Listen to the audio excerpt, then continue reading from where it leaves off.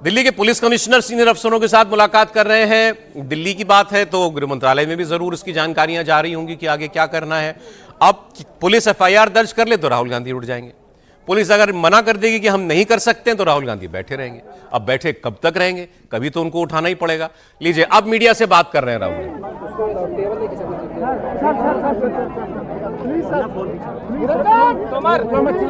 अच्छा शांत हो जाए, नीचे रख दो भैया, नीचे रख दो। आपके मोबाइल में ही अरे नीचे रख दो ना, मालिक की तरह ऑडियो आ जाएगा, छोड़ दो इसको। अपना वाला, अपना वाला। देखिए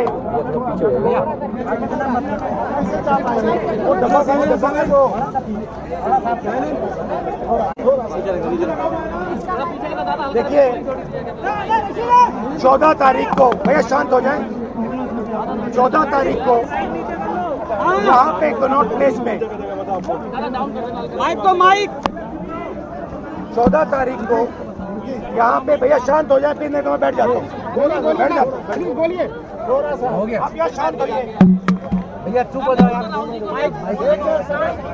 14 तारीख को कनॉट प्लेस में पैलेट गन का प्रयोग हुआ। उसका सबूत क्या है?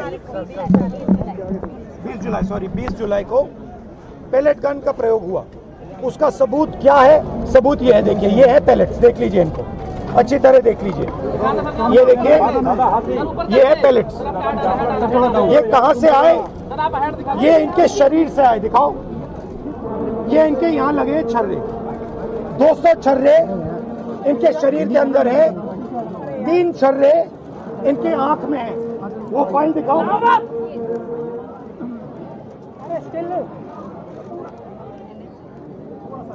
ये है एम्स की रिपोर्ट, लेडी हार्डन की रिपोर्ट, जिसमें साफ लिखा है कि इनको, एम्स की एरी, जिसमें साफ लिखा है कि इनके शरीर में 200 से ज्यादा छर्रे हैं, आंख में 3 छर्रे हैं, आंख इनकी खो गई है, उस आंख से वो नहीं देख पाएंगे, और इनके दिल के पास, बिल्कुल दिल के पास छर्रे हैं जो छुए नहीं जा सकते हैं। दिल्ली पुलिस ने कहा कि हमने छर्रे नहीं चलाए, तो एक ही सवाल है, अगर आपने नहीं चलाए तो किसी ने तो ये छर्रे चलाए होंगे, शायद किसी और ने इन पर छर्रे चला दिए, और अगर किसी और ने नहीं चलाए तो पता नहीं, शायद इन्होंने ही छर्रे चला दिए हों। मगर क्राइम तो हुआ है, क्योंकि इनके शरीर में छर्रे हैं। हम सिर्फ ये कह रहे हैं कि एफआईआर दर्ज कीजिए, एफआईआर दर्ज कीजिए। हिंदुस्तान का एक युवा है, उनकी मम्मी यहाँ पे ज्योति खड़ी है, उनके पिता दीपक है, साहिल है ये, और हम सिर्फ ये कह रहे हैं कि प्लीज एफआईआर दर्ज कीजिए। अंदर से हमें बताया जा रहा है कि देखिए, ऊपर से ऑर्डर आया, एफआईआर नहीं हो सकता है। सिंपल सी बात है, जब तक एफआईआर नहीं होगा तब तक हम यहां से नहीं हिलने वाले हैं। सिंपल सी बात है, एफआईआर करना होगा। इस देश में के साथ ये अन्याय होता है, महिलाओं के साथ होता है, जिनका रेप किया जाता है उनके साथ होता है, गरीबों पर ये किया जाता है, हर रोज किया जाता है, और ये नई दिल्ली में कनॉट प्लेस में आपकी आंखों के सामने किया जा रहा है। इसीलिए हम सिर्फ एक मांग है हमारी, एफआईआर, डीडीआर, और जो इन्वेस्टिगेटिव ऑफिसर है उसका आप नाम हमें बता दीजिए, हम चले जाएंगे। हम सिर्फ इस परिवार के लिए न्याय मांग रहे हैं, और हमें बताया जा रहा है कि हिंदुस्तान में युवा पर गोली चलाई जा सकती है। दिखाइए, यहाँ दिखाइए, युवा पे गोली चलाई जा सकती है, मगर आंख दिखाइए,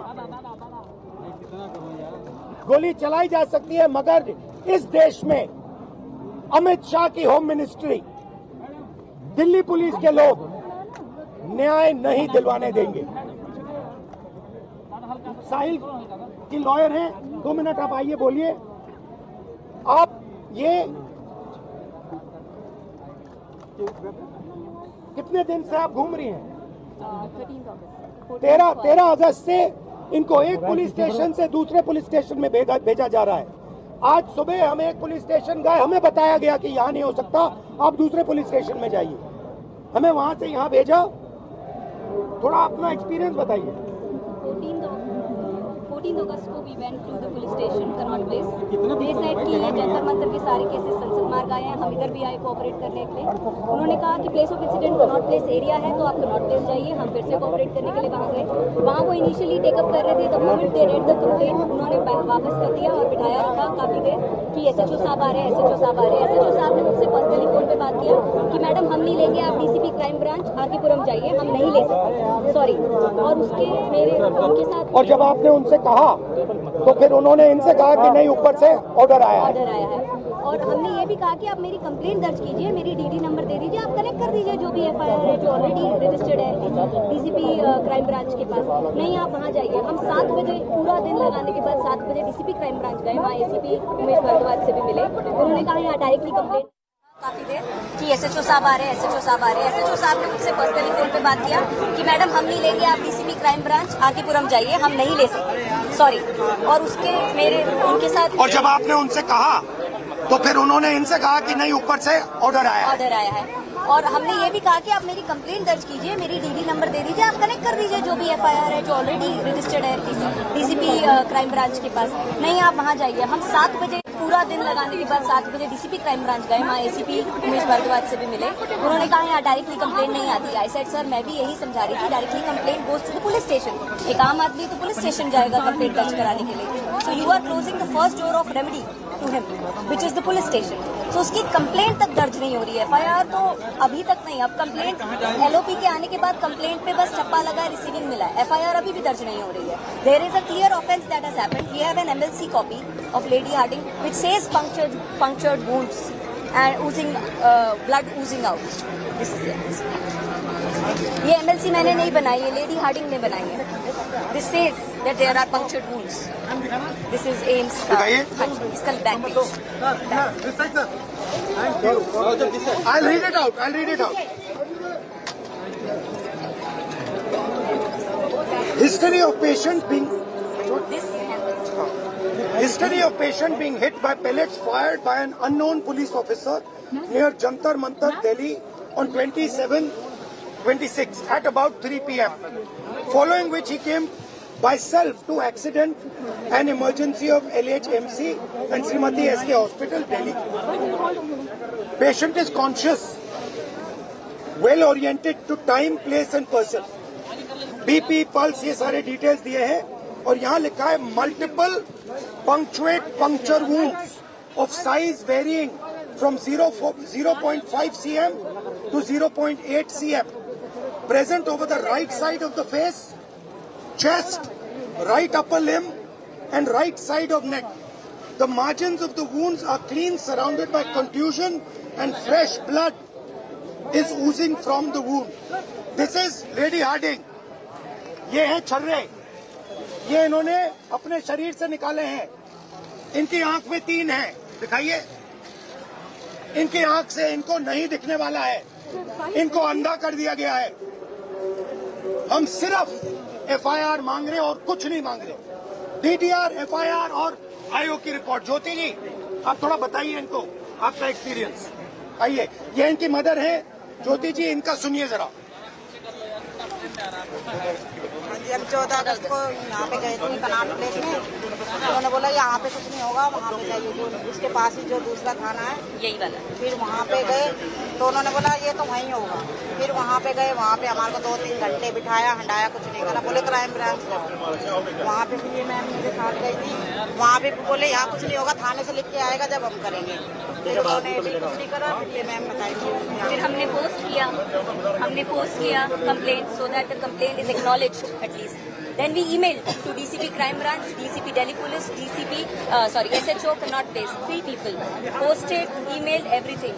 We have a record of everything, and still they didn't even give us an acknowledgement number. Today the LOP had to come personally to get us 1 thappa receiving of the complaint.